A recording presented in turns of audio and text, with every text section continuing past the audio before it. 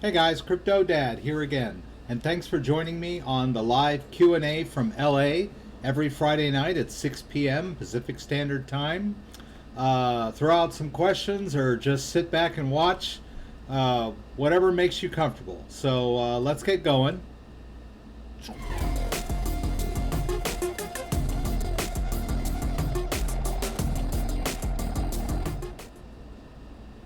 All right, so here we are. Let me pop up this chat window again.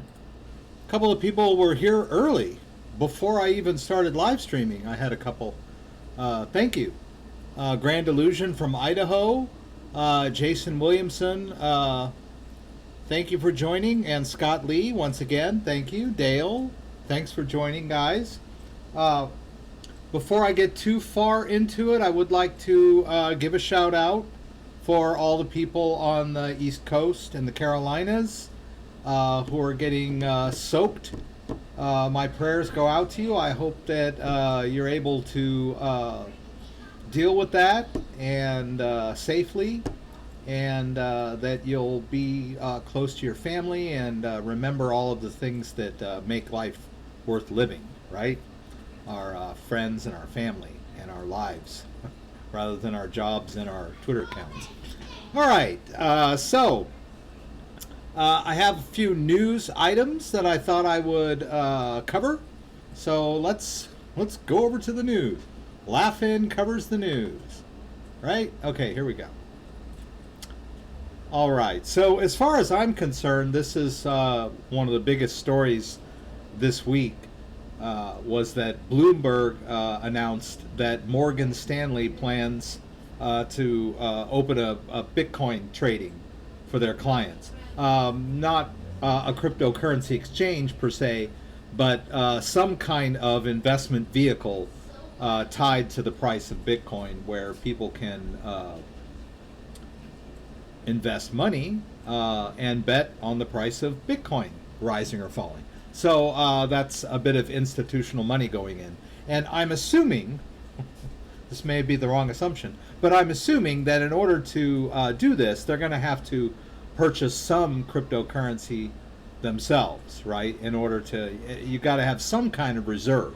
So in other words, I guess if you trade gold futures, you have to have some gold.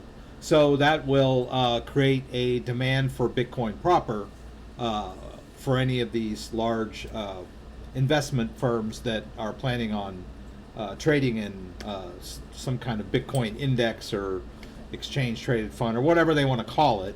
Let's face it, if these big guys want to buy and sell Bitcoin, they can. They'll figure out a way to get around the SEC rules. They'll call it something else or whatever they're going to do. So that's good news. I like that. And it's interesting because last week, the big drop came when Goldman Sachs announced that they would not be opening their Bitcoin trading desk, and then the market tanked. And of course, within 24 hours, we found out that that was not even true. So, the bad news makes the market tank. The good news doesn't really affect it that much, but it's good long term for those of us who believe in the technology. And then I like this story here. Bitcoin will rebound, but altcoins are never coming back, says BitPay exec. So basically, the story is that, okay, we believe in Bitcoin and we think it's going to be great, but all of the rest of these altcoins, these pretenders, they're never going to see the gains they saw late 2017, early 2018. That ship has sailed. There's a couple of things wrong with this argument. One of them, BitPay deals exclusively with Bitcoin. That's their business model. They're a Bitcoin payment processing company. So in other words, like if you go to buy something on Newegg and you want to pay in Bitcoin, BitPay is sort of in the middle there. You're not really giving Bitcoins directly to Newegg. It seems like you did back in the day, but that's beside the point. But so that's their whole business model. That's all they do all day is deal with Bitcoin payment processing. So of course they would be Bitcoin centric in their view. So that's one thing that allows you to take this article with a grain of salt. And the other assumption that they're making is that all of the other altcoins are just Bitcoin pretenders, and that's not the case. Not every altcoin is trying to be Bitcoin. There's a lot, and even if they were, I mean, that's still not a valid argument. That's like saying, it doesn't make sense for there to be more than one gift card, right? So why should there be, a Kohl's gift card and a Home Depot gift card and an Olive Garden gift card? I mean, there should just be one gift card, right? And all of the rest of them, are just pretenders. Doesn't make sense, because gift cards really, when you think about it, are a form of digital currency that are tied to particular companies. So why wouldn't there be more than one Bitcoin based on different companies' needs or different kind of buyers' needs? And then even if all, but even that's not the total case, because not every altcoin is a currency. A lot of altcoins are security tokens. They're utility tokens. They're virtual machines like the Ethereum network or the Tron network or EOS. They're not pretending to be straight currencies. So I don't really buy the premise of their argument here. But it's an interesting article. It got a lot of play. I mean, I saw this article popping up quite a bit. And then another article about Coinbase. Coinbase is still, and then, if you want to think about where the cryptocurrency market is, kind of keep your eye on what's going on at Coinbase, because Coinbase made a lot of money last year and this year, even when the market's up or down. And they're all in, right? And they're making a lot of announcements, and they're implementing a lot of business plans, which has to do with institutional investors. They want to be some kind of repository for large amounts of cryptocurrency, and more power to them. So that's just another indication of the adoption that's occurring kind of under the surface, under the hood. And let's see, there's another little story here about Overstock, which, last year and a couple years before that, you were able, whenever people would tell me, oh, Bitcoin, no one accepts Bitcoin, I would always point out that Newegg.com and Overstock.com both accepted Bitcoin. And that would always shut people up. They would go, oh, nobody accepts Bitcoin. I'm like, well, you can buy things on Overstock.com with Bitcoin, or you can buy electronics and laptops and whatever you want on Newegg with Bitcoin. So and then I guess Overstock bought or was bought by another company that's more into cryptocurrency. So they're like a cryptocurrency company now, but there's another story there about more adoption. Overstock lets customers buy Bitcoin via its crypto wallet portfolio company. So somewhere else you can buy Bitcoin. Always good. So let's see, what's everybody talking about tonight? Cold storage. Scott Lee wants to know about cold storage. Revolut card, no. Everyone's saying hello, hello, hello. Everyone, thank you for joining. Hearing lots of good thing about Stellar and IBM. I forgot about that one. Yes, yes, yes, yes. There was a big announcement from IBM that they are using, they're implementing some sort of payment system based on the Stellar network. I don't know that they'll be using the Stellar Lumens token or not, but they are definitely getting some exposure to the Stellar network, and that's a good thing. I believe in Stellar more so than Ripple. And I guess Stellar and Ripple are, and the reason I don't believe in Ripple as much is because it's not really true to the cryptocurrency paradigm in a way. It's privately owned company. Their code is not open source, whereas Stellar is open source. I don't know exactly who owns Stellar, but I do know that the code is open source, and it focuses on bringing financing to the unbanked, which is, that's really the promise of cryptocurrencies. So cold storage, Scott asked a question about cold storage, and I talk about cold storage quite a bit when I talk about the Ledger Nano S. Now it may seem like hot storage because it's an electronic device that you turn on and off, but it is turned when it's disconnected. It still quote unquote stores the cryptocurrency while it's not connected at all to the internet. And also, so you can run this wallet without having to be connected to the internet, and it stores things. You couldn't send cryptocurrency to any wallet, even if the wallet is offline. Even if your computer is off, you could send money to your Bitcoin. Electrum Bitcoin wallet, your Bitcoin Core wallet, your Litecoin Core wallet, any of those wallets, if as long as you know the receiving address, you can send funds to them at any time. The idea, though, between like a cold storage would be, if I want to look at my balance and maybe do a couple of transactions, I need to fire up the computer and connect. And some people consider this inherently insecure.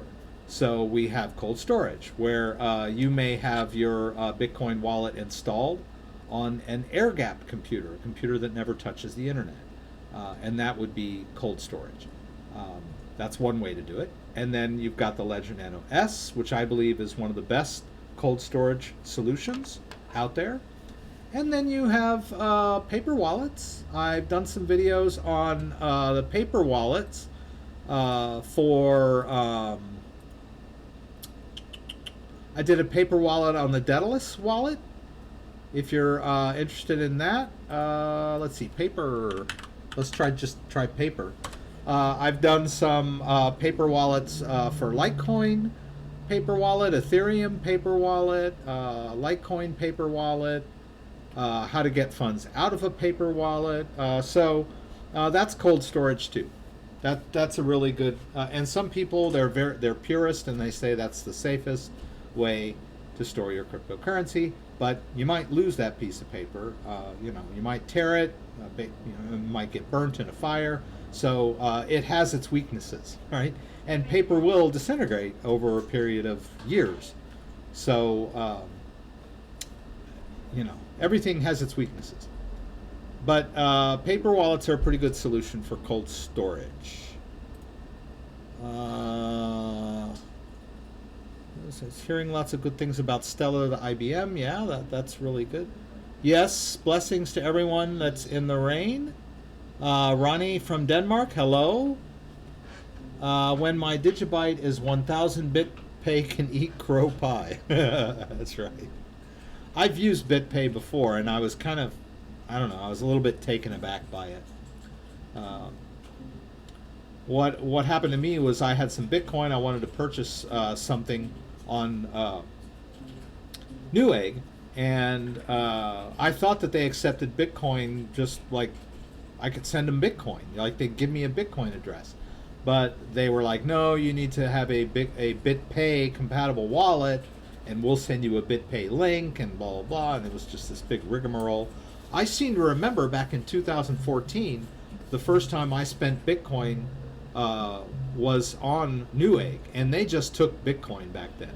But I guess that it was a little too volatile, and so they switched over to BitPay. BitPay does the conversion right then and there. So, somebody like Newegg doesn't have to worry about the fluctuations in price. ICOs not producing should die, and they most likely will. Digibyte is a good currency. There's a lot of Digibyte fans out there. I've done a few videos on Digibyte, how to buy it, how to mine it. I own a little bit of it. Let's see where we're at here. I do have some Digibyte, about $32 worth. I'm going to point out right now this thing about Live that I really find irritating is that it won't give me the current price of a particular coin. Like, I can see how much my Vert coin is worth at the moment, but I don't see anywhere on here where it tells me exactly how much it is in dollars. I find that, and then these up and downs, it can tell me, oh, yeah, your portfolio went up 7% this week. Well, of course it did, because I put some coins in there. I transferred some coins in there. So I'm not real happy with the way Ledger Live indicates to me the value of my coins. But that's just me. I'm a crabby old man. Different strokes, different horses for different courses. XML to the moon. What's up with Cryptarium? Hey, George. Hey, Amir. Two-factor vid was good. Thank you. Scott. You created a Coinbase wallet and sent my ETH to it, not realizing Coinbase wallet does not support ETC. What is ETC? Oh, Ethereum Classic? I'm just a retired lady and I need to get it back. I don't think you can get it back. Unfortunately, cryptocurrency transactions are irreversible. And if you send coins to the wrong type of address, basically it's gone. And that's why, if you've joined my live stream before, I always say before you send your life savings, you need to send a small amount from one place to another to make sure that you are sending it to the right type of address and that everything is going to go through before you pull the trigger on like a $10,000 transfer. So there's not much I can do to help you on that. Never claimed my Bitcoin diamond. My understanding is we'll always be able to claim it. Wherever is coming, go one Bitcoin in my treasure. Yes. Yes? Question mark? Yes and no. I believe that Trezor has to support the Bitcoin Diamond hard fork in order for you to claim it. Like, for example, the Ledger Nano S supported the Bitcoin Cash fork when Bitcoin Cash came out. And there was a way to do it using the Ledger. If the particular wallet that you're holding does not support the hard fork, then that means that your Bitcoin needed to be in a compatible wallet at the moment of the hard fork for you to be able to claim your Bitcoin Diamond.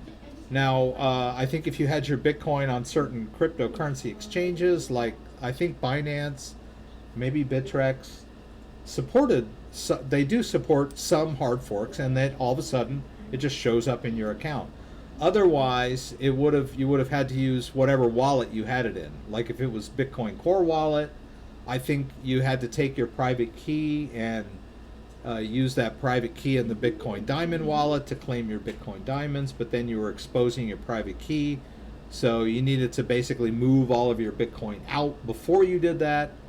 So it was a little bit involved. Now, I don't know, though. Trezor may support Bitcoin Diamond. So even in the future, you might be able to claim your Bitcoin Diamond. But I don't know if Trezor supports it. Unfortunately, I don't at the moment.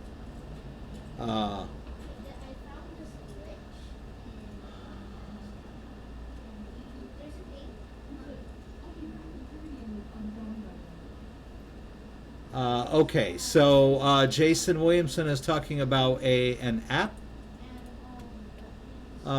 which allows you to trade cryptocurrencies.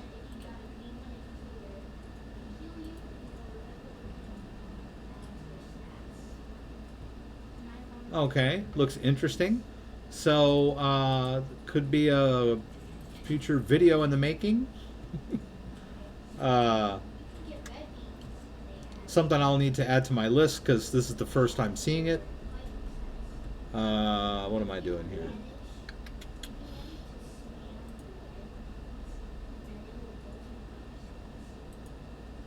Let me get this. Yeah, still return. I'm just opening a document where I can paste this web address. I should always have this document open when I start my live stream, but I don't always. I should.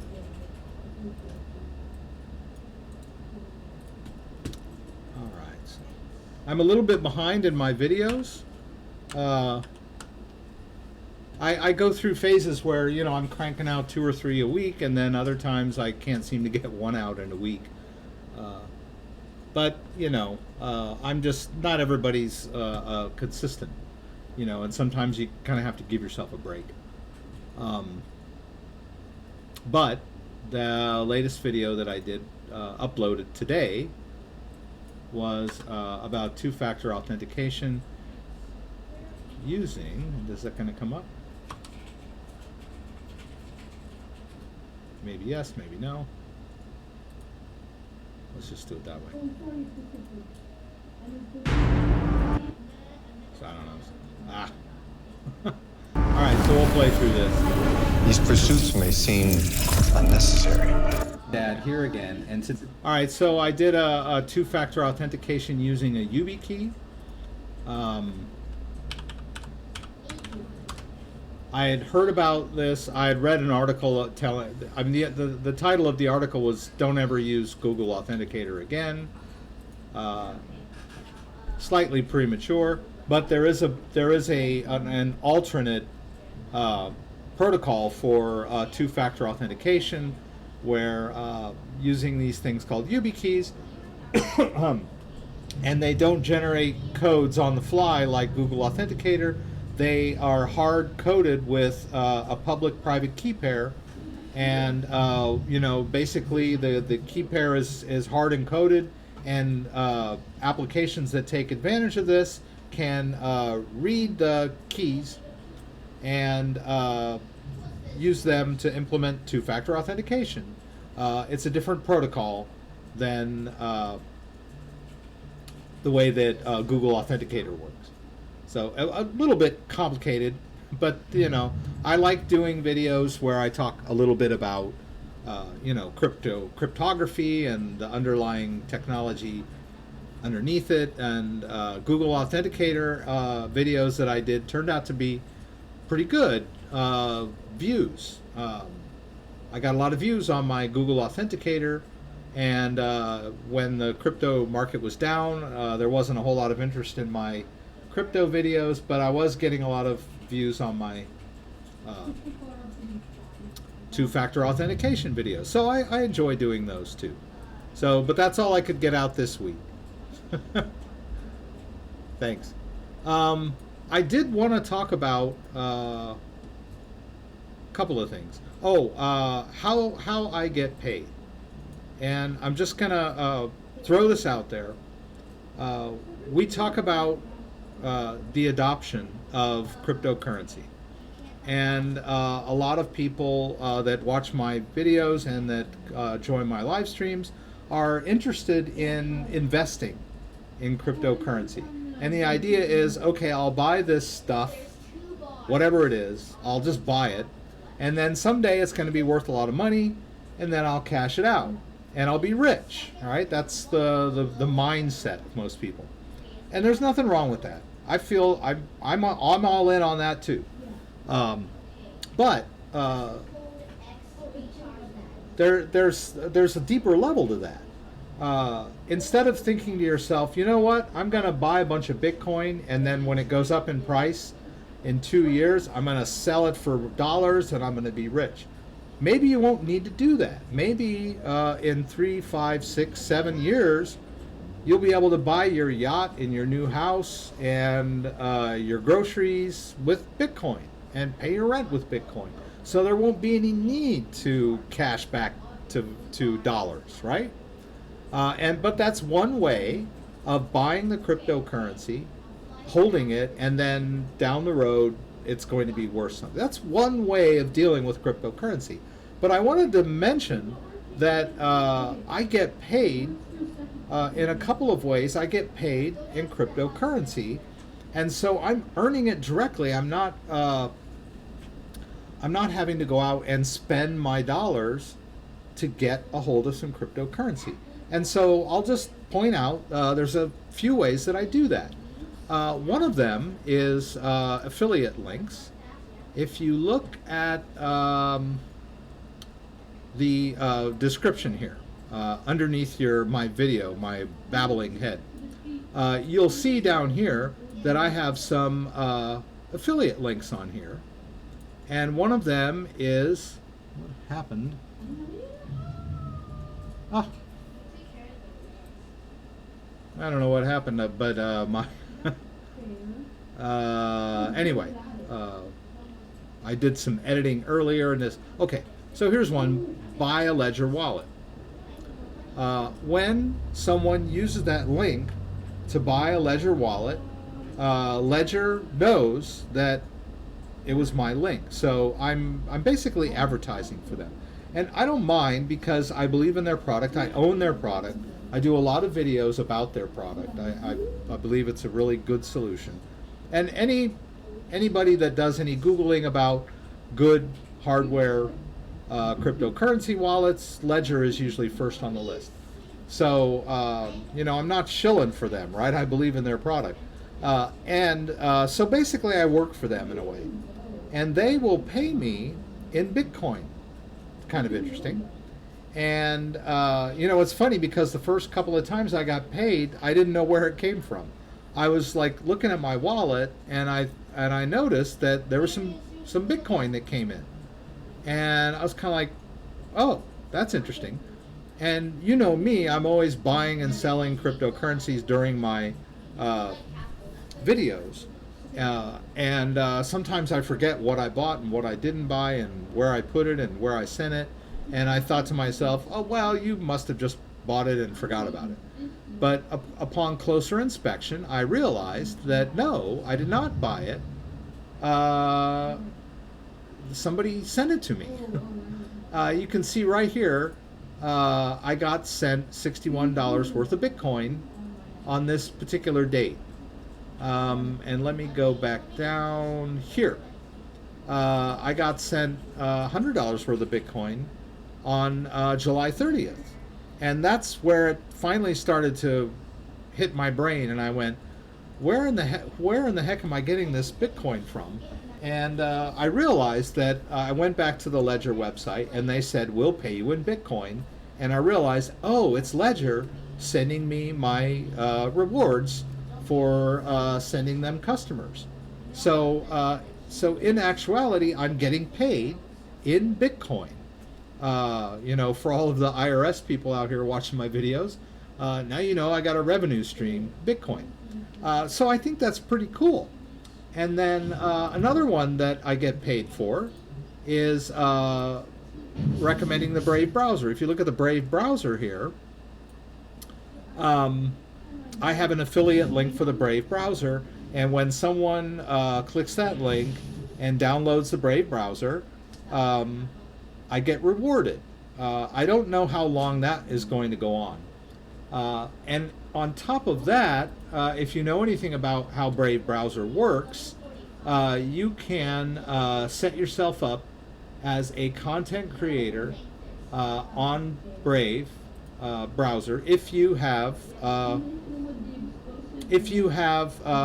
content creator. If you've got a YouTube channel, a Twitch channel, or a website, you can claim whatever BAT you're entitled to that is being generated by their ecosystem when people view your content.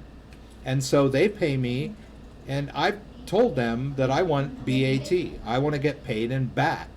And so I get paid in BAT every month. It's not a lot.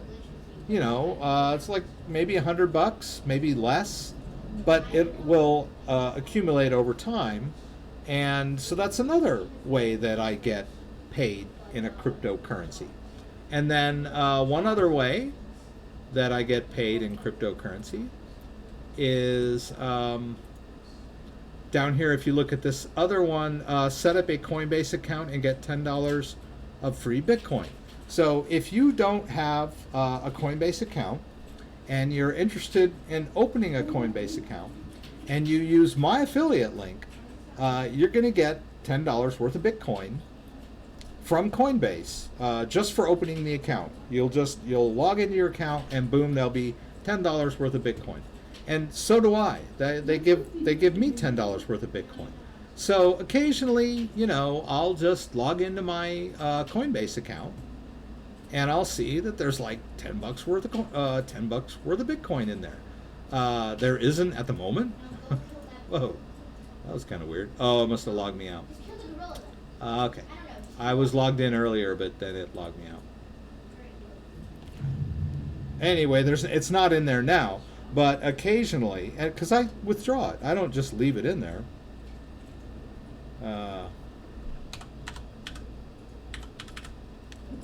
But every now and then, when I log into my Coinbase account, I'm pleasantly surprised that there's $10 worth of Bitcoin in there. So that's another way that I get paid in cryptocurrency. So if you're into the whole system, figure out a way that you can get paid in cryptocurrency. Now, I've often thought that, I could tell customers, I do some consulting, I could tell my customers, hey, I don't take dollars anymore. If you want me to come work for you for an hour or so, then you're going to have to agree to pay me in Bitcoin or Litecoin or whatever. And then I'll show them how to go ahead and basically either download the Coinbase app or the Loaf wallet or whatever they need to do to pay me in Bitcoin. So think about that, guys. Think about that. Join the system, right? And by joining the system, you're also contributing to the ecosystem and the adoption of the cryptocurrency-based economy. So I just wanted to throw that out there. Okay. Newbie question. Does Coinbase always hold your funds for 11 days after you transfer money from your bank, not your debit card? Not always, but it is at least a couple of days. I think maybe the longer you have your account and the more times you've done it, maybe the bank transfers will become quicker. That's why I link so you'll notice here I can switch it to debit. I always use the debit option because I'm never purchasing that much at any given moment. I usually purchase cryptocurrency in like $50 to $100 chunks. Now, if you want to buy like 10 grand's worth, I don't think you can't on the card. You'll see the card is a $5,000 limit, a weekly $5,000 limit. But for small purchases, it's instantaneous. That's the way I go. I've accidentally used the bank and been kind of PO'd that like I'll buy $50 worth of Litecoin and then it like takes a week. So yes, it is common for it to take longer than you would like. So switch to debit if you're you'd rather get it right away. How is Ledger better option as a secure wallet versus something like Exodus? Well, Exodus is an online type wallet, what we would call a hot wallet. It's kind of it is a desktop solution. You do download it, and you do control your private key. But it's vulnerable. It's possible, but it might be vulnerable to hackers. I'm not saying it is. I'm just saying it could be because of the way that it works. Whereas the Ledger, it's got a hardware mechanism that it won't allow you to send out cryptocurrencies transactions unless you confirm with a button, right? So there's a hardware element to every transaction. So now some people have told me, they can program the buttons to press themselves. I haven't heard of that happening. There are some hacks that have occurred with Ledger, but those were their apps and not the device itself. that was tricking people into transferring cryptocurrency into the wrong wallet. But as far as security goes, these buttons and this hardware storage are the advantage of a ledger over, say, Exodus wallet or Bitcoin Electrum wallet, or whatever. With an Ethos Universal Wallet, you can create a wallet and a separate portfolio of your holdings, which don't necessarily have to be in the Ethos wallet, and you can see the unit price of the coins in US dollars. Now that's an advantage. There's more and more functionality coming out there, and I know that there's also some cryptocurrency accounts that will help you figure your taxes and things like that, and manage your portfolio. I think maybe I wasn't specific enough, right?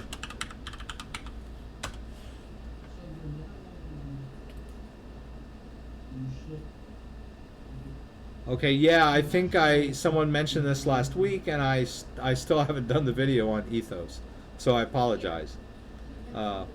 So it looks like it's got some nice features, and you remember I was just complaining about the Ledger Live software and how the way that it gives me the values of my coins is frustrating.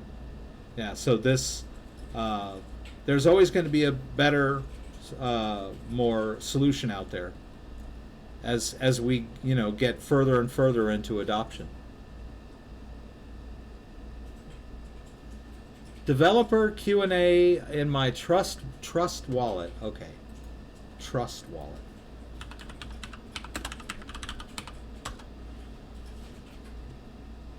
Okay, all right, that's the wallet I was thinking of. Okay, so normally, you send your cryptocurrency to an Ethereum address, and even if it's an ERC20 token, you still send it to that same Ethereum address in this wallet. But it was my understanding that although the addresses look similar, Ethereum Classic is on a different blockchain. And so if you send Ethereum Classic to, a ETC address, or I'm sorry, ETH address, it's not going to go there. Okay, so let's read what Syrianification says. Says there is a way to get my ETC back. Their statement is that it is not lost. It's in the case you accidentally send it to an unsupported address like I did. Well, if that's what they're telling you, then I would pursue that. But personally, I've never done that before and did not know that it was possible to get it back. Now, there are certain exceptions to that rule of sending crypto to the wrong address. Sometimes when you try to send crypto to the wrong address, your wallet will reject it outright. So like, for example, my Ether wallet, if you try to send, say, ERC20 tokens to a, say, a Tron address, it won't let you even complete the transaction. So that's one fail-safe. Now, I know that there were some cases where, like with Coinbase, you could send like the Litecoin, the older style Litecoin, to the SegWit type Litecoin, or what we would call the legacy Litecoin type addresses.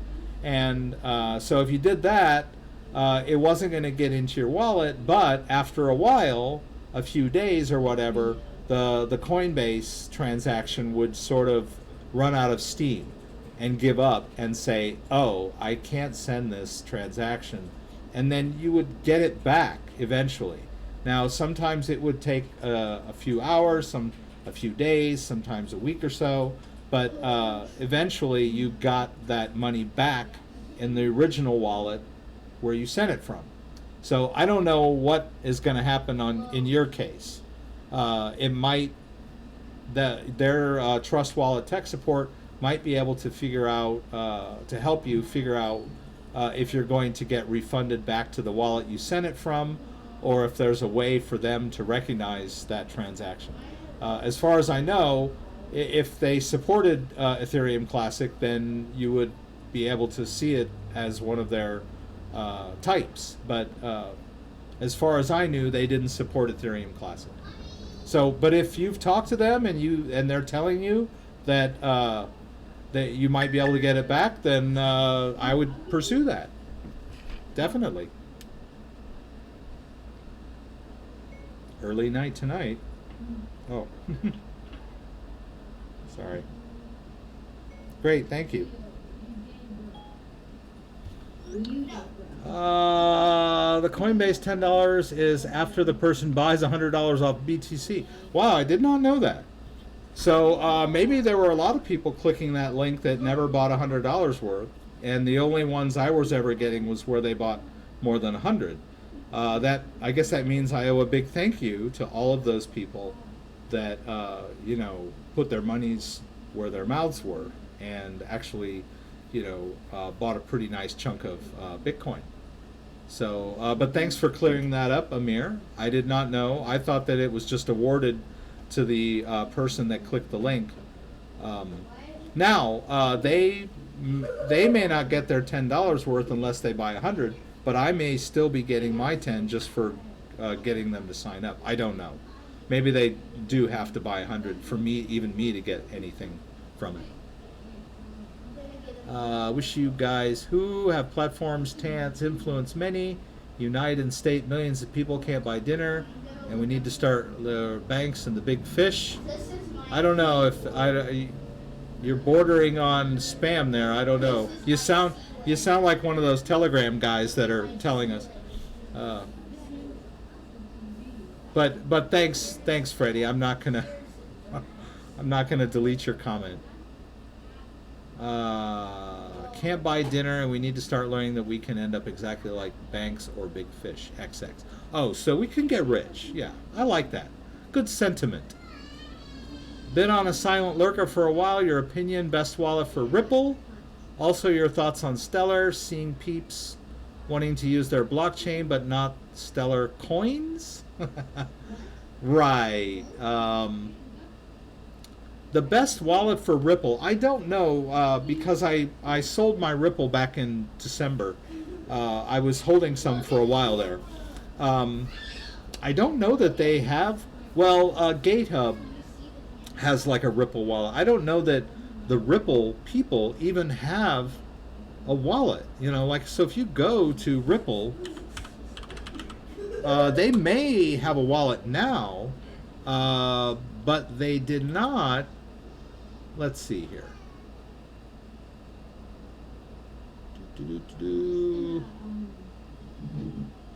See, they don't really have their own wallet. Now, I may be completely wrong about that. But, and the wallet, like, if you went to GitHub, not GitHub, Gate, there was a website, I can't remember the name of it, that you could set up, you could buy Ripple there. And it was an online Ripple wallet. And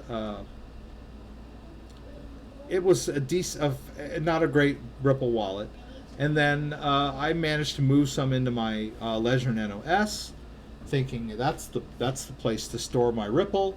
But it was a little wonky. It didn't always work right, and sometimes it would show me a zero balance when I knew I had Ripple in there. And then when I went to sell that Ripple, I found out that the 20 Ripple was permanently stuck in there, because a Ripple wallet needs to have at least 20 Ripple in it, which I thought was really dumb. I mean, why can't I just create an empty wallet and send my Ripple there? And I think last week when we were looking at Ledger, I installed the Ripple app and added an account, and it found the $20 worth, the 20 Ripple that I had stuck in there. I can't get it out. So I'm not too sure what the best Ripple wallet is. I would venture to say that you want to keep your Ripple safe and secure. You're probably, the Ledger Nano S is a decent solution. There's a new Ripple app and account feature, so it may be better than the old Chrome app. But be prepared. Always throw an extra 20 in there, because once you get 20 in there, you'll never be able to empty it out completely. And then Stellar, we talked about Stellar. I've done several videos on how to go about purchasing Stellar lumens if you have a mind to. Let's see here. Let's go back. Oh, okay. Let's see. Whoops.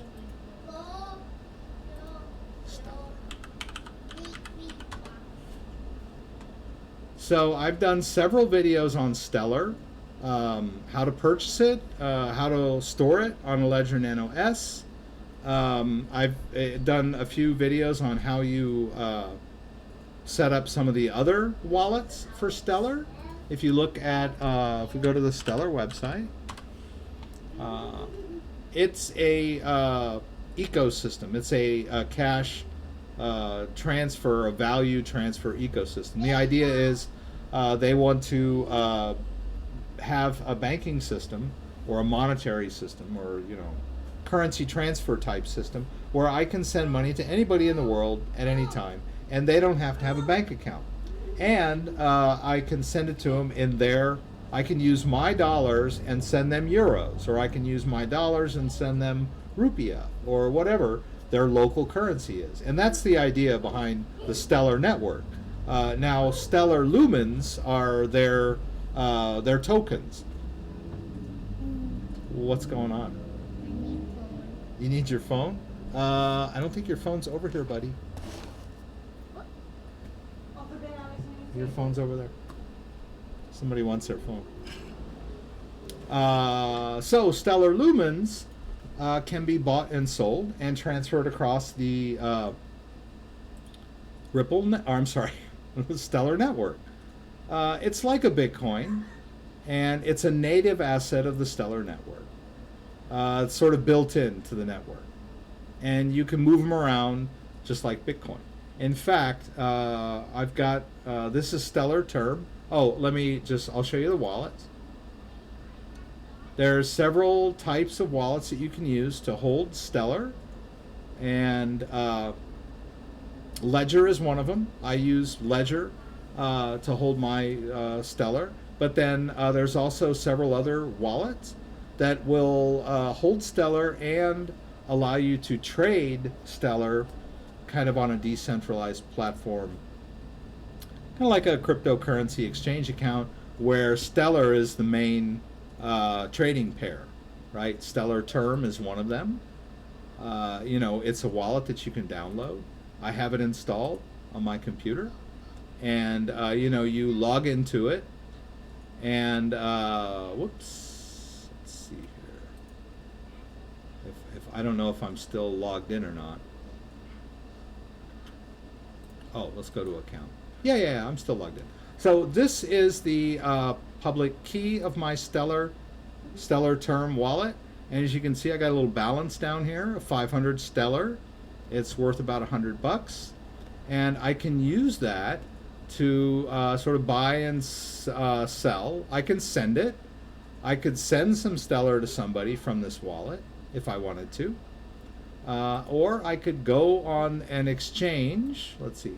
They have all of these different exchanges where I can buy these different types of tokens. I don't know much about any of these tokens, or if they're worth anything to anybody, but I'm assuming they are and will be someday to somebody. So it's just kind of its own ecosystem. But XLM is the Stellar lumens is the native currency of the Stellar network. That's kind of how it goes.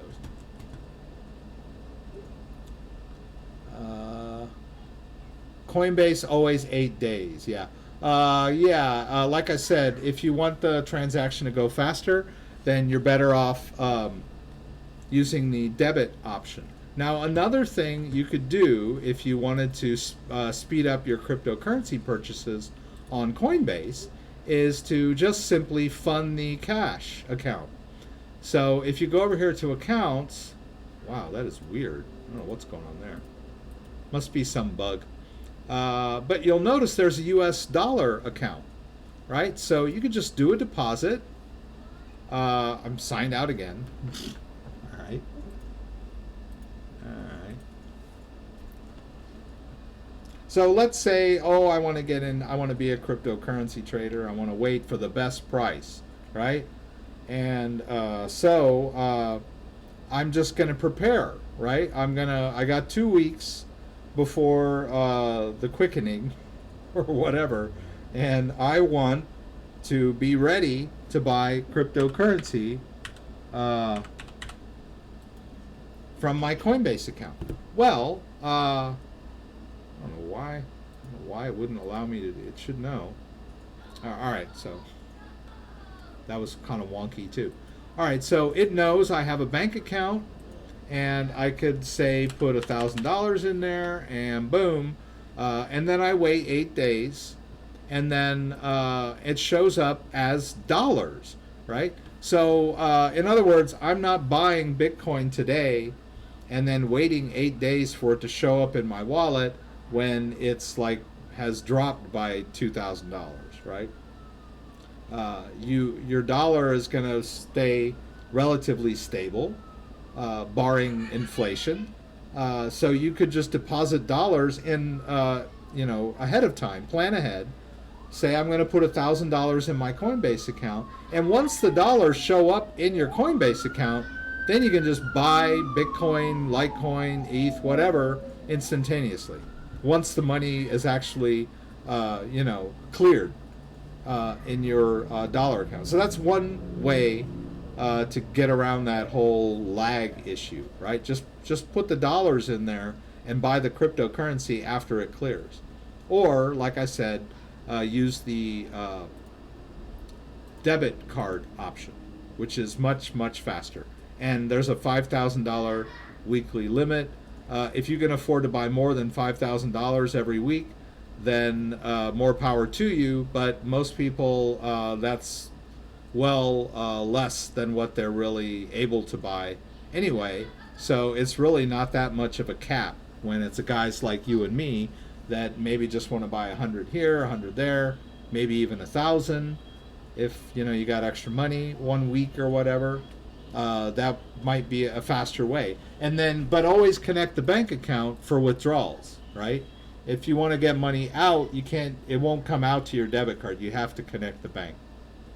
So you can do that with Coinbase, and you can also do that with Uphold wallet. I've talked about Uphold before. Another cryptocurrency wallet. It's a bit of a hot wallet, similar to the Coinbase wallet. The Coinbase account and the Uphold account are hot wallets. They're just accounts that hold your cryptocurrency, and they hold it for you.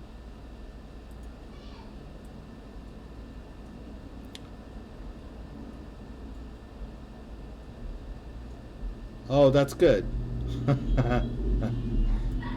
IBM's Deep Brain is going to do cryptocurrency trading. Yeah, I mean, a lot of this AI stuff, these large companies getting involved in cryptocurrency. Okay, they have Dex apps as well. Okay. I've had issues with Trust Wallet. As Binance is endorsing Trust Wallet. I did a video on Trust Wallet on how to set it up. I haven't had any problems with it. Let's go here. If a lot of you may not be aware of Trust Wallet, a few people are asking me about it, talking about it. Here's a video on how to set up Trust Wallet and send and receive coins back and forth. I think it's a pretty cool wallet, and it's got its own private key that you control. So it's a more pure way to store your crypto than, say, a Coinbase account or Uphold.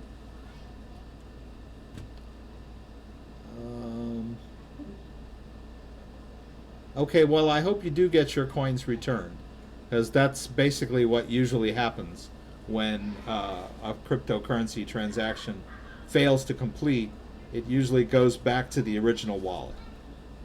But it's not a guarantee.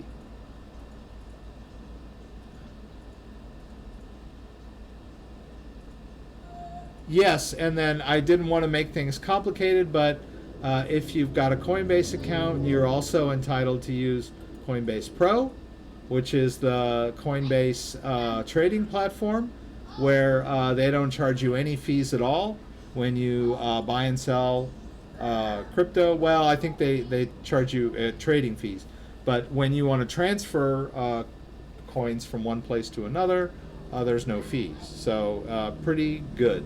But you have to be savvy enough to move your cryptocurrency from Coinbase to Coinbase Pro. They're the same, but they're separate. Go figure. So in other words, like if I go to my wallet and say I want to deposit money, crypto, anything, like say Bitcoin, you'll notice here they have Coinbase wallet. So if there was Bitcoin in my Coinbase wallet, I could transfer it into my Coinbase Pro account. So that's like a little extra step, and some new users may not be comfortable with what's going on here, but it is the best way for a savvy trader to transfer their cryptocurrency. I use it all the time. Can't wait for wallet says. Can't wait for a wallet to accept all coins/tokens. Yeah, I don't know that that's ever going to come out. It might, but I don't know that I would trust a wallet. But maybe I'm old-fashioned. You know, I prefer, if I got Bitcoin, I want the best Bitcoin wallet. Exodus does a fairly decent job at using, being able to store and spend multiple types of cryptocurrency. It's one of the good examples of a multi-type wallet. And the ledger, too, will hold quite a few different types of cryptocurrency. Not always in the exact same way. I'd like to, another thing that I'd like to talk about before we get too far into it, and I hope you don't mind me digressing a little bit, I wanted to talk about what is a private key, or what is a key pair.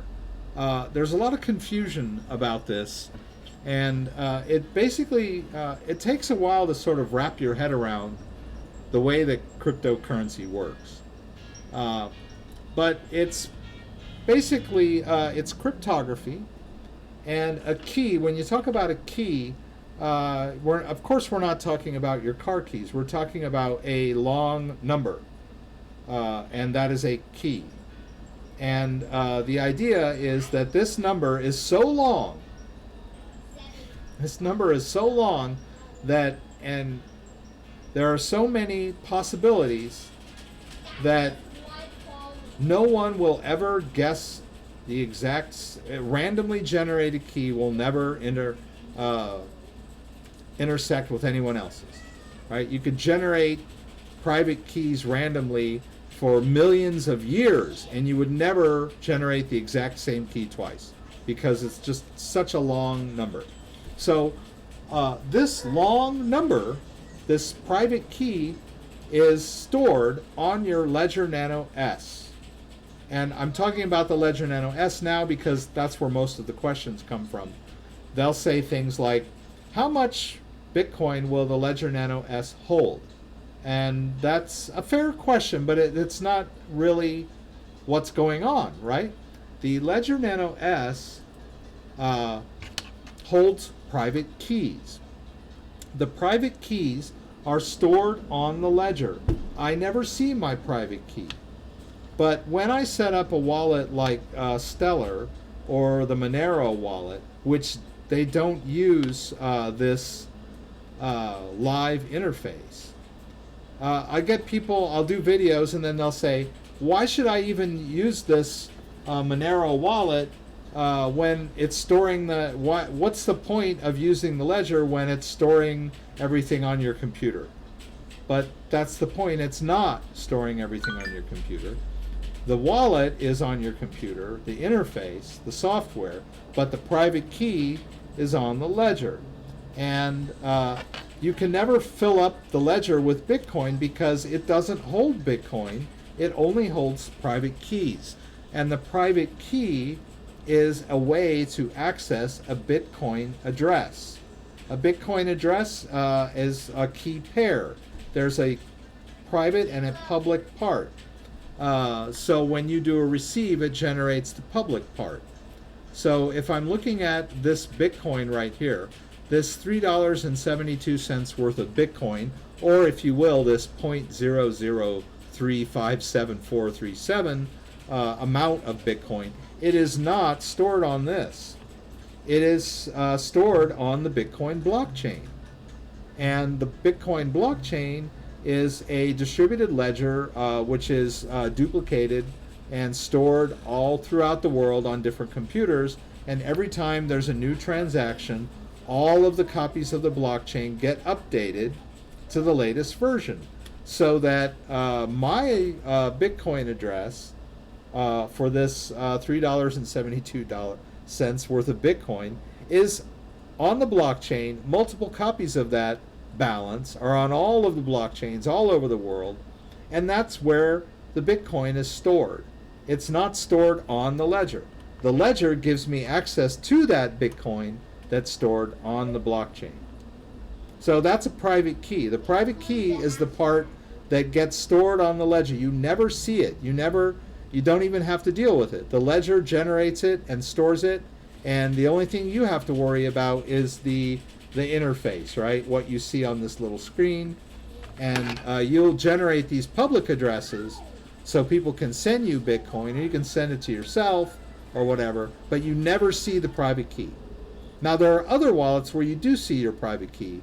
You can see the key. Like for example, if we go over to, and I keep trying to switch between browsers. So let's say we go to My Ether wallet, right? And I want to create an Ethereum wallet, right?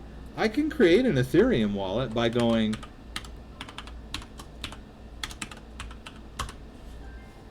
and I'm not going to save it. And I continue. It tells me this. I'm just kind of skipping over all this because I just want to show you. Boom, there it is. There's that private key right there. And that's what you have to manage that. You have to store it somewhere safe, and you don't want anyone else to see it. I'm showing it to you guys because I'm never going to put anything in this wallet. It's just another one of the randomly generated private keys that you can use to set up an Ethereum account for holding Ethereum. That's just the way it is. So that's a private key. So I just kind of wanted to talk about what that is and how it works.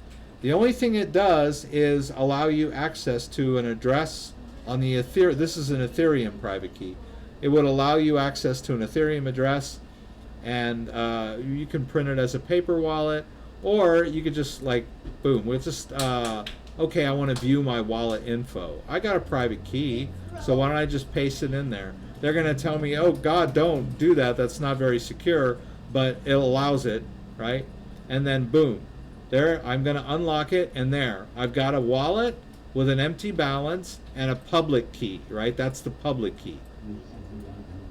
You all know my private key, so I'm not going to send any money into this particular wallet, but that's how it works. You got a private key that gives you access, and you got a public key that you can give to other people, and they can send you crypto. Yes, that is the number one complaint about the Ledger Nano S, is that it does not hold enough apps at the same time.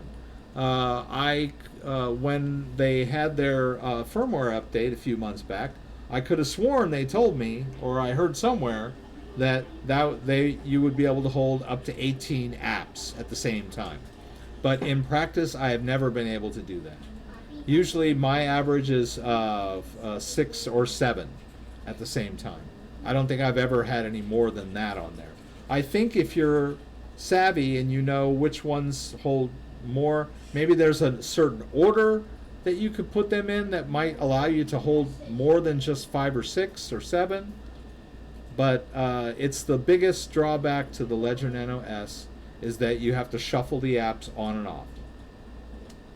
That's the limitation of the Ledger Nano S. And it sucks. But if you're willing to accept that, it's a really good, secure, cold storage, hardware-based wallet that can hold multiple cryptocurrencies. It can hold multiple private keys, almost an infinite amount of private keys. So I can put hundreds of wallets on there. I just can't put all the apps on there at the same time. So in order to access the different cryptocurrency wallets, I have to shuffle apps on and off. Yes, I know, it's a real pain.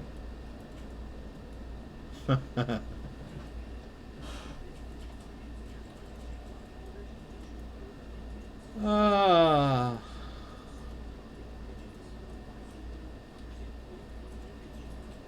let's look at Pillar.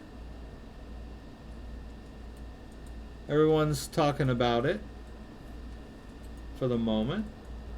Oh, and so as far as the private key goes, if I'm using Uphold to hold cryptocurrency, or if I have coins stored on Coinbase, I don't control the private key. It's not that I'm just not seeing it. I don't own it. I don't control it. Coinbase controls it. So when you've got coins on Coinbase, it's sort of like you've got them in a bank, right? You have a legal right to claim them, but if the bank fails and goes bankrupt, get in line with all the other saps whose money are in the bank, right? You're not going to get your money back if they go belly up. I'm not saying Coinbase will, I'm just giving you that scenario. Or if the government comes in and shuts them down and says, you know what, we decided that Coinbase is going offline because they broke some federal rule or whatever, and everyone's accounts are frozen. Boom. That could happen too. It happens in, to real banks in Greece and whatnot. People get their bank accounts frozen from sanctions or, banking crises or whatever. So if you really want to hold your cryptocurrency, you need to have a wallet that you control the private key on. And that's the whole idea behind the private key. If I have a wallet where I control the private key, then it's like having dollars stuffed in my mattress, right? I own them. No one can take, someone might steal them from me, but if the bank fails, I still have my money, right? Okay, so we were gonna look into this Pillar wallet. Take a look at that. I hate to get rid of this now, but it's gone forever.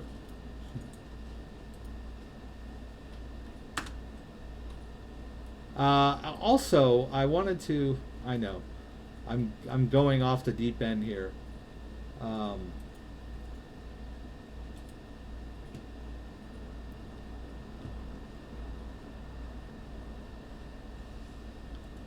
Let me hear 24-word recovery phrase.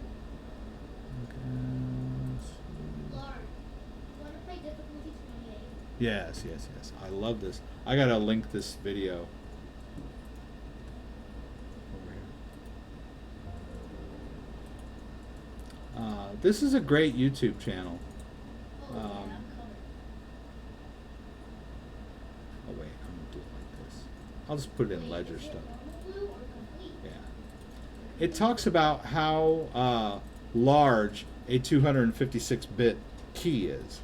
And it goes through this whole scenario where it shows you, basically, how, you got a computer, you got to kill a computer, and then you've got the Earth, and then you've got all these billions of stars, and, if you got all these computers churning away on all these worlds and all these galaxies, you still aren't even close to guessing, and if they're doing it for 37 times the age of the universe, you're still never going to, the chances of you generating the exact same number twice are like still 8 billion to 1. So it's just mind-boggling how large these numbers are. This is what cryptocurrency is all about, is these large, like, numbers you just can't even wrap your head around.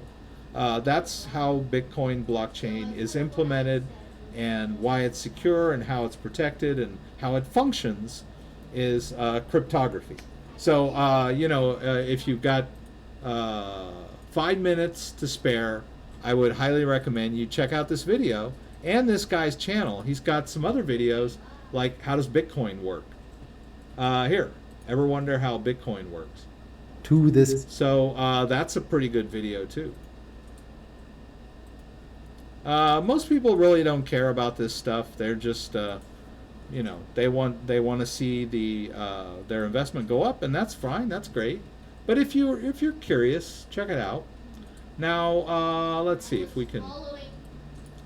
Where were we? We were talking about Pillar wallet. Pillar.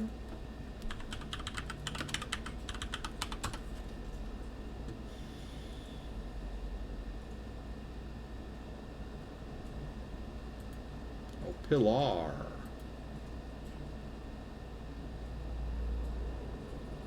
Am I on the right website? It looks like it.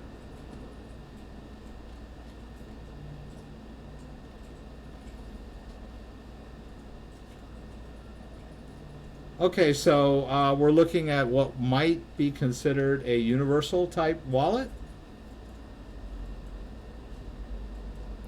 As far as ADA, I know that Ledger is working on an ADA wallet, but I don't know that there's an iOS wallet that supports ADA right now.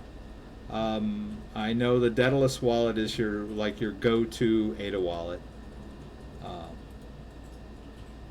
So this looks pretty interesting. I should probably check into this and maybe do a video on this one. Oh, okay, so pardon me, storing more than just cryptocurrency, right? All kinds of data. So you got your tokens, you got an ICO coming. Okay. Nice pictures. And so let's check. There's a wallet, right? Okay, it's an iOS wallet. Connect. Okay, so it looks like it's sort of a wallet that you can send and receive crypto on, and maybe simplify the transfer of crypto. And here they've got Pillar, Ethereum, EOS, and BAT. It looks similar to the Trust wallet. It might be one of the Ethereum ERC20 type wallets, if Pillar is an ERC20. So, so there's that Coinbase wallet. There's this Pillar wallet. There's the Trust wallet, and they're all sort of Ethereum based. But if they start holding other things, so let's see if we can see this here.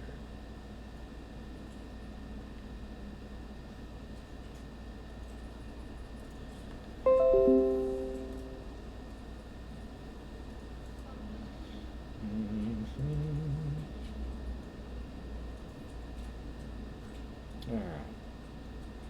So let's check it out. Let's do Pillar. Pillar.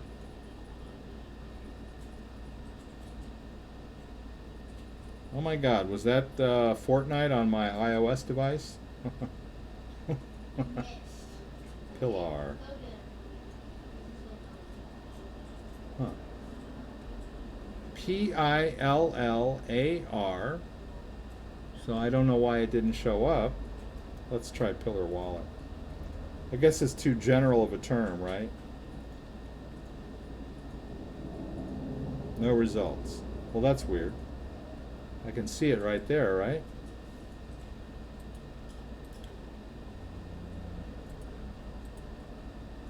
Let me see if I can. Oh, it's like not doing anything. Tells me, oh, coming soon. No wonder. Why weren't you guys screaming at me, telling me, stop, it's not available yet? Okay, so when it is available, hopefully it will be a nice solution. I'll definitely keep my eyes peeled for this one. So we were talking a little bit about other types of wallets. So we got Trust Wallet, which is an Ethereum-based wallet. There's that Coinbase wallet, which I guess there were some issues with it,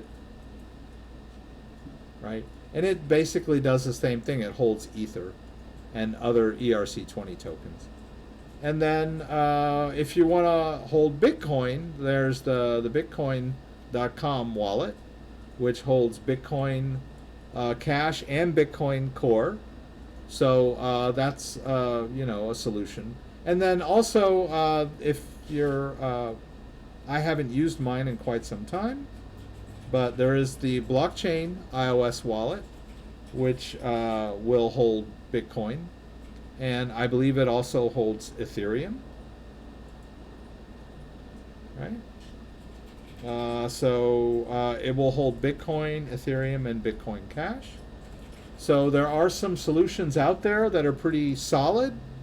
If you just want to like store crypto on your phone,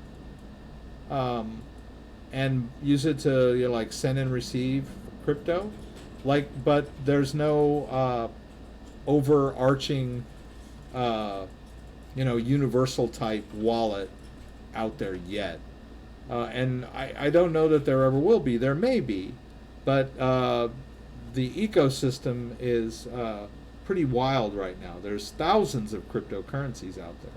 So any developer that is going to try to, provide a wallet that can hold just about any type of cryptocurrency is going to have a large task on his hand, right?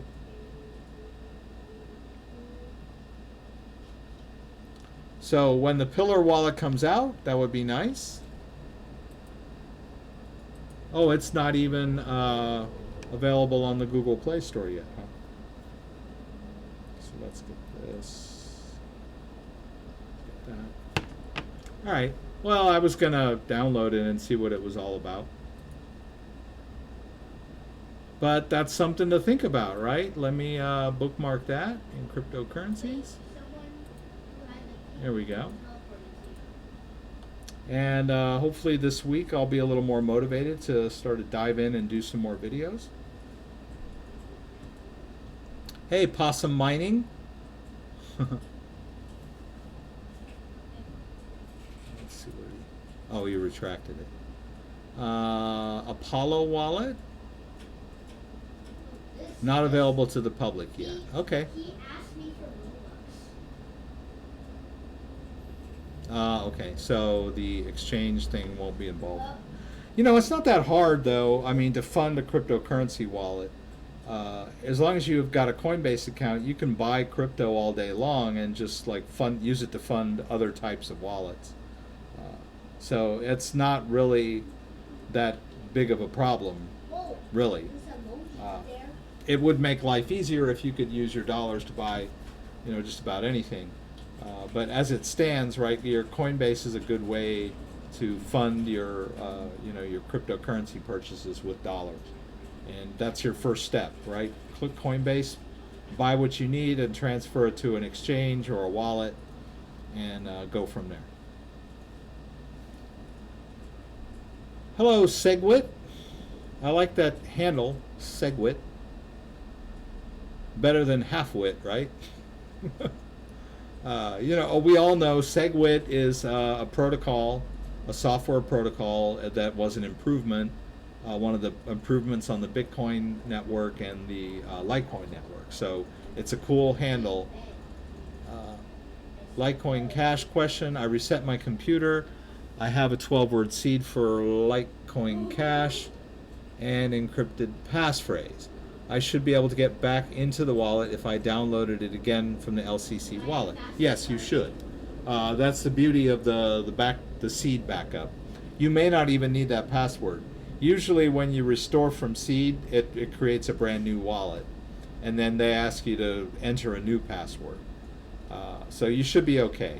Yeah, just download the LCC wallet again and use your seed. When you go to set it up, do a restore. Instead of create new wallet, just do a restore and use that seed, and you should be good to go. And your balance will still be there. I've done it lots of times with Bitcoin wallets, so I know it works. Conceptually, that's how it works. Litecoin Summit. Hi, Bagon Crypto. Segwit. Monarch holds BTC, ETH, ERC20. Okay, Monarch. So that's a Monarch wallet. Monarch.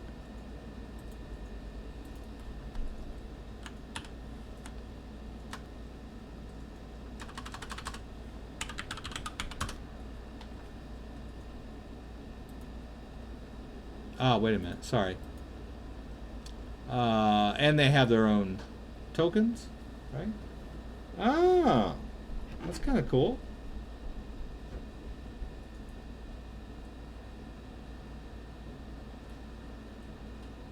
You can check that one out.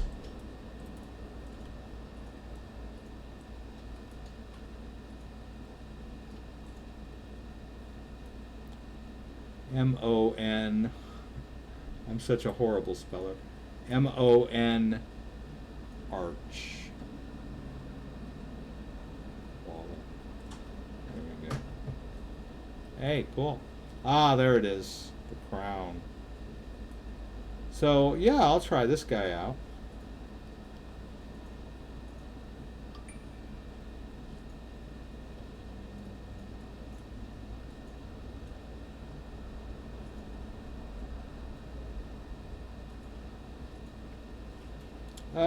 Okay. I'm assuming that when I hit new, it's going to show you my seed phrase, so I'll skip that part. Actually, let me move it over here so you can't see it, and see what happens. Yes, it says don't show anybody your seed. All right. Let me write this thing down real quick.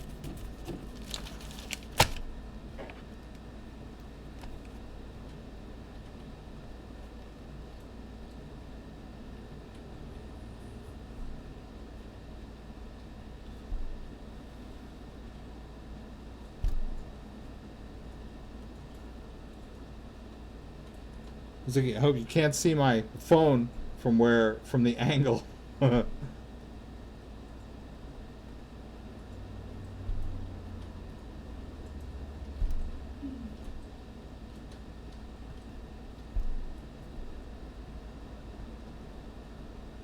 Believe me, I've exposed my private key while I was making videos and regretted it later while I watched my Bitcoin disappear.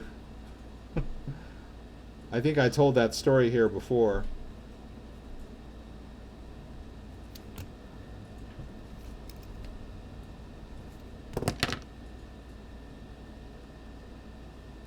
All right, here. And it wants that one.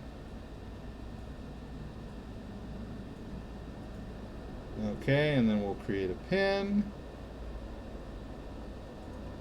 And okay. And so my question is it going to let me, let's put some Bitcoin in there just for kicks. There's not much Bitcoin in this wallet, but what the heck, right?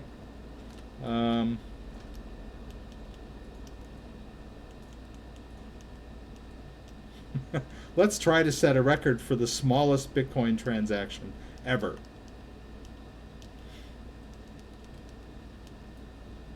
And that always happens to mine.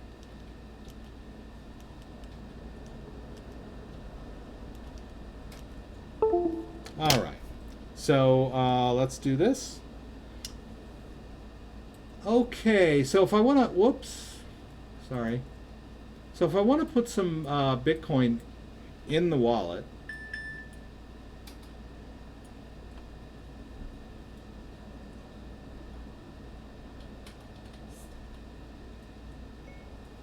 she usually wants you to leave a dolly, but if there's nothing there, I guess we'll just have to deal with it.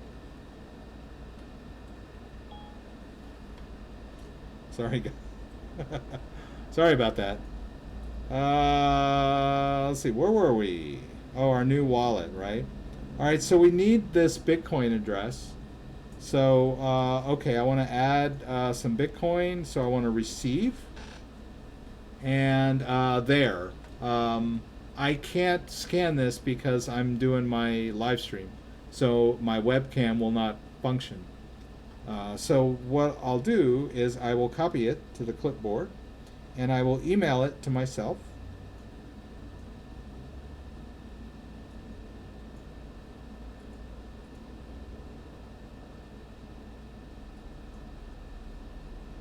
All right, that's a legacy Bitcoin address. It has a 1 at the beginning of it.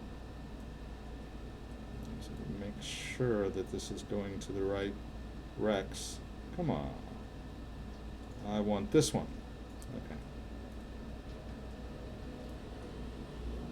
All right, so what I'm doing is I'm emailing myself that address so that I can receive some Bitcoin. So we'll go back over here to my email.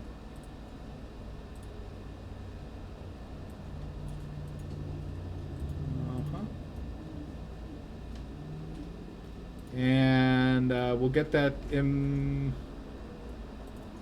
address, which is, like I said, it's kind of a legacy Bitcoin address. Get all this other stuff out of the way.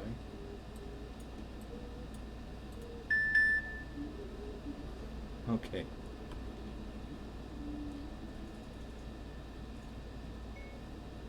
You might as well.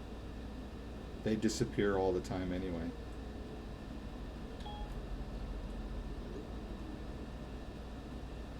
All right, guys, so here we go. Let's take a send.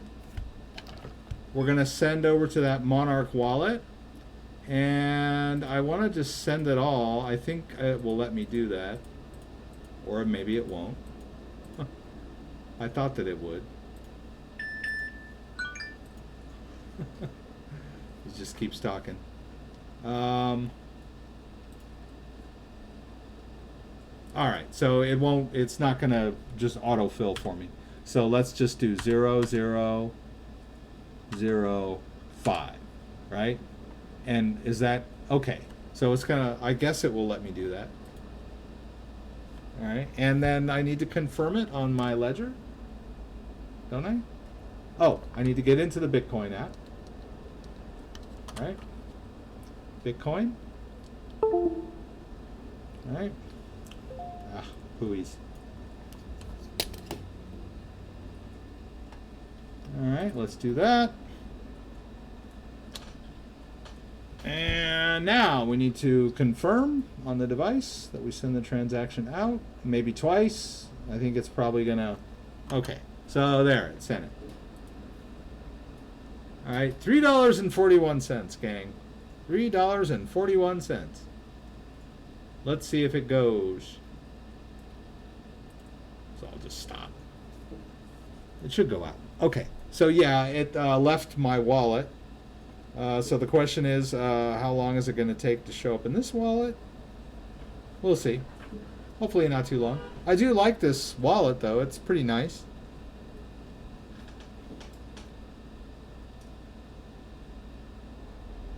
Let me say...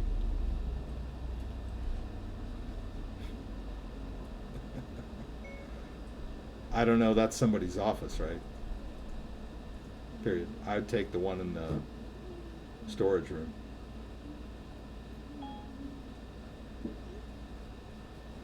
So we're gonna miss our moment of truth here, right?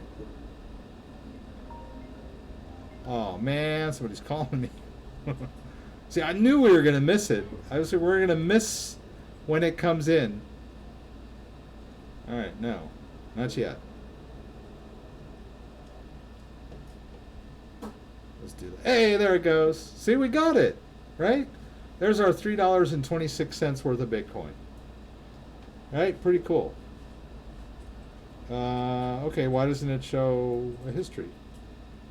I'm assuming there's a history. They should show me that one transaction coming in.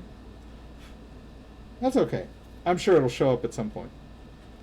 All right, so crash course in cryptocurrency transfer. Let's say we wanted to do 50. I would have probably tried a couple of bucks first, just to make sure that everything was on the up and up. Now I have experience, so I don't mind kind of jumping in with both feet.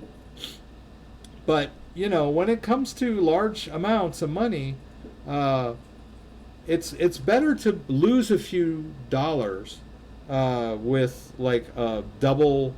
Oh yeah, I got to pay the fees twice or whatever. So if I send a small transaction, I'm going to lose a little bit in fees. You're better off paying a little, losing a few dollars in fees just to make sure everything's working right, as opposed to sending, 50, 100, 1,000 from one point to another and screwing it up. Believe me, I've done it before. It's not fun, right? You do not, cryptocurrency wallets are buyer beware, right? Or sender beware, right? You are totally responsible. And there's no, most of the time, there's no one to turn to help you if you whack out. Like, let's just say I sent my cryptocurrency to the wrong address, right? Not the address I was trying to. Like, I typed it in and I made a typo, right? And some guy in Australia got $100 worth of Bitcoin, and the person that was waiting for the Bitcoin that I sent is still waiting, right? But that's probably not what will happen. As we talked about, the numbers are so large. If I were to make a small typo, I would probably be sending Bitcoin to an empty address somewhere, and it would just be gone forever. So always test out your transactions with small amounts before you do your big kahuna stuff.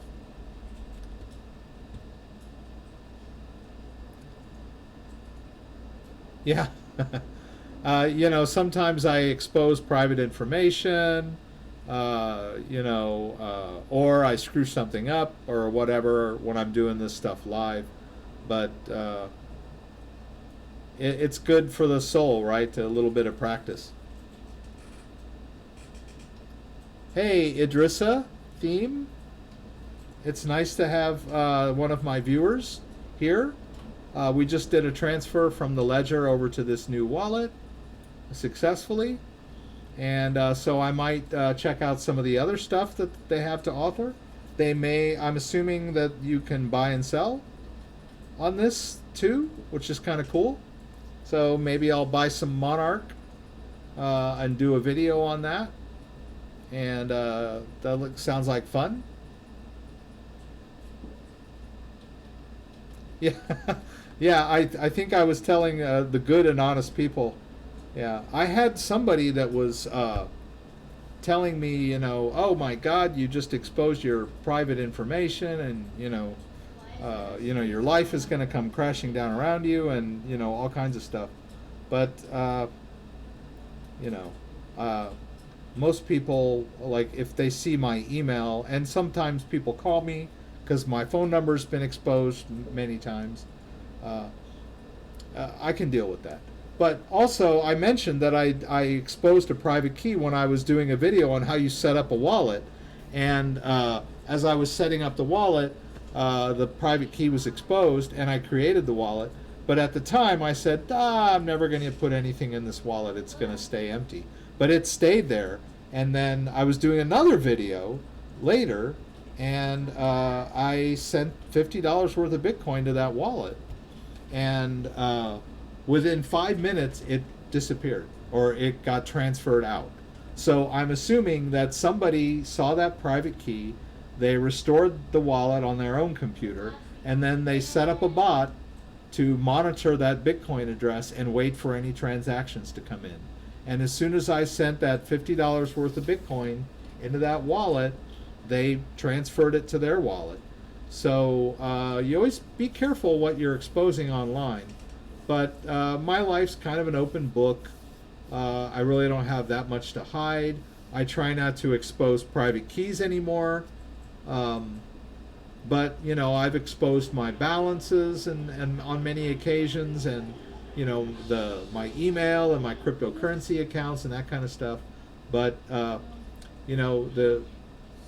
idea is that if you've got two-factor authentication enabled and you're careful, that people can know your email address, but they don't have the phone or the two-factor authentication. So I feel confident showing a lot of this stuff. I'm the crypto dad, so there's lots of background noise here.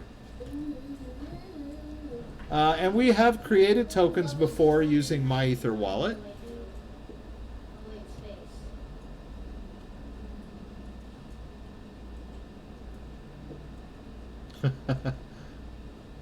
Yeah, we talked about the Ledger Nano S. I don't know if I talked about it that much last week, but the 24-word recovery phrase contains all of your possible wallets. It's deterministic. So every time, once you get that 24-word recovery phrase and that private key is set, you can restore that wallet over and over again, and you'll always have those same private keys that you had, because it doesn't remember them, it just regenerates them. And every time you generate a new wallet, it will always generate the exact same key that it did the first time. And that's just amazing to me. It's just incredible to me. Been in space for a few years. I use 1Password for my password manager, if you haven't noticed yet. And then the 1Password, let me see if I can use it here. For example, let's say I logged out. When you log in and you have a login screen, if you're using Brave, and Brave has a built-in, if you look over here,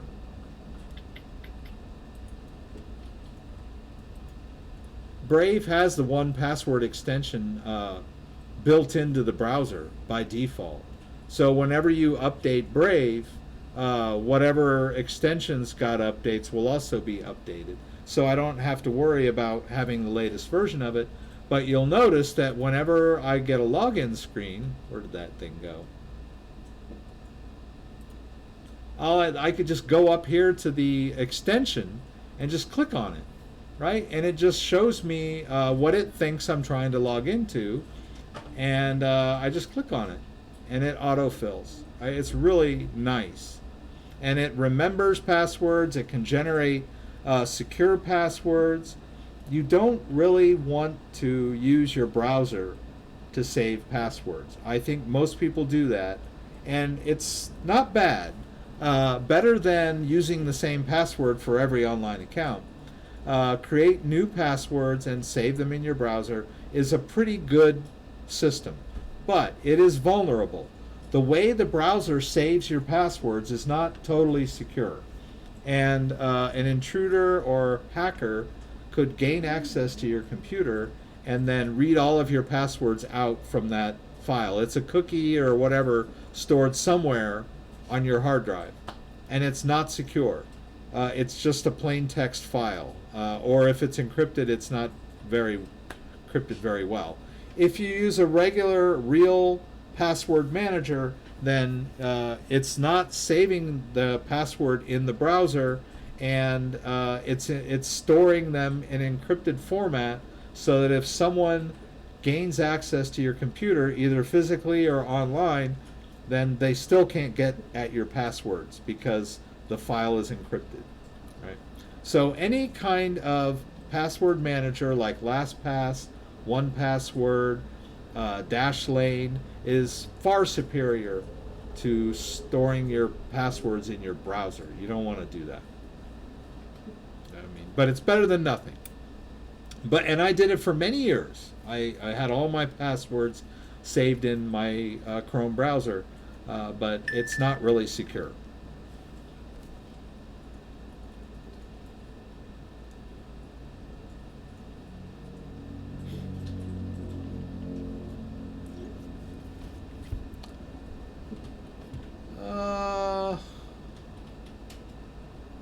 Coinbase blocks my BTC and I contacted support team, still not responding to me yet. All these cryptocurrency exchanges and Coinbase and these kind of people, they've got hundreds, thousands of people that are having issues that, that are desperate. So, it's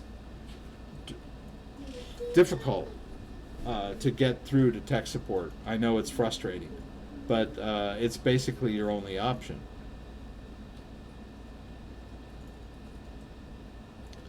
Coinbase, the Coinbase wallet. It's not really, Coinbase didn't really make it. They just bought it from somebody else, and it's very similar to Trust Wallet. And it's not very full featured either.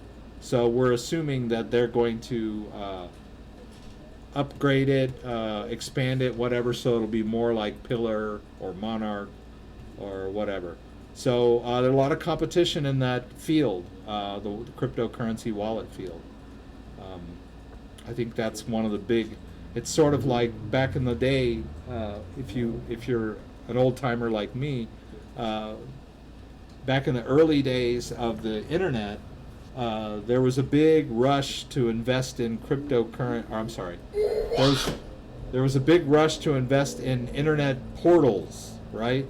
And internet portals were like you would go to start your searches, like the Yahoo homepage or the AOL homepage, or there were all these search engines that had these portals. In fact, Yahoo search was the big one. And it was powered by Google, and then Google became its own thing, and then they sort of took over. But there, for a while there, the portal was everybody wanted to get money in a portal, and some people made out, some people didn't. And I kind of feel like the cryptocurrency wallet is one of those sectors now, where everybody's going to be rushing in to make the best wallet. And people are going to be throwing money at companies that are, developing wallets.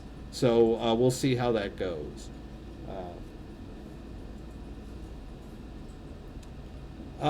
If you're looking for a safe exchange that takes fiat, my recommendation is Coinbase.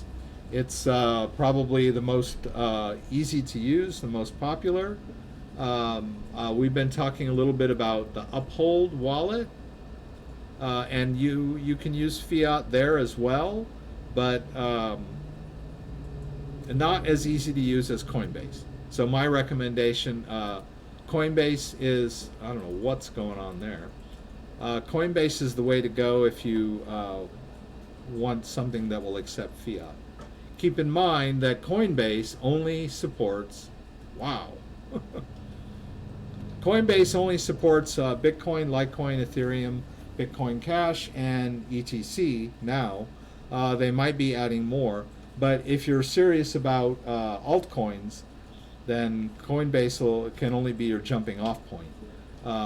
Bittrex does support fiat as well.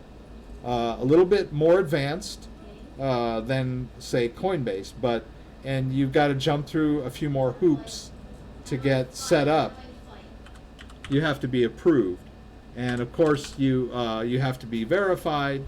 You have to submit your ID documents and all that other nonsense to get verified. As you can see, this particular Bittrex account is not verified right now.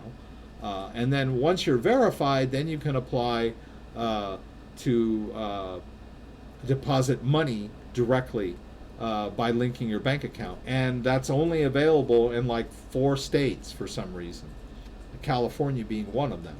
So I don't know if will work for you or not, but hopefully Bittrex will start to expand that offering and make it easier to connect your bank account to your Bittrex account, so that you can use fiat currency to buy as much crypto as you can afford. Right.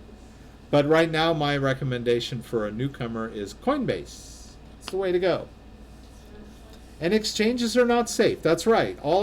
There's a lot of what I would call crappy exchanges out there. The fly-by-night exchanges. So do some due diligence before depositing money or any kind of crypto in an exchange. Google it.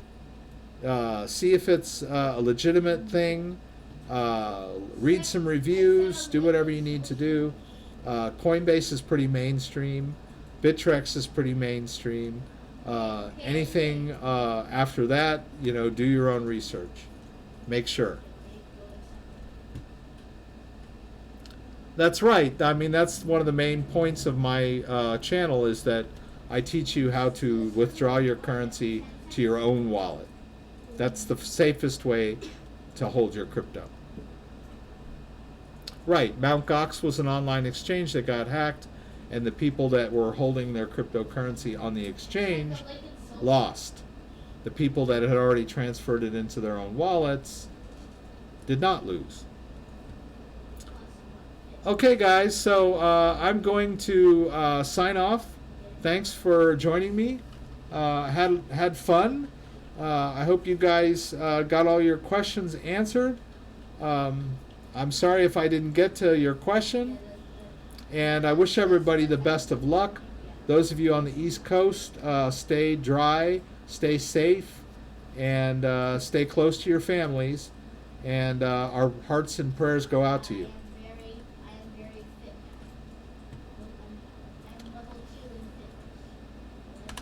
I will remind everyone that I do the live stream every Friday night, 6 p.m. Pacific Standard Time.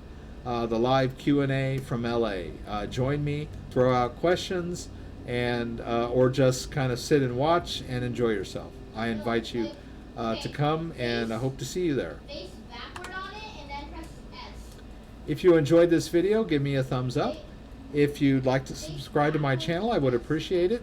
When you subscribe, there's a little bell that you can ring whenever you wish to be notified when I post new content. So once again, thanks for joining me, and hope to see you guys again soon.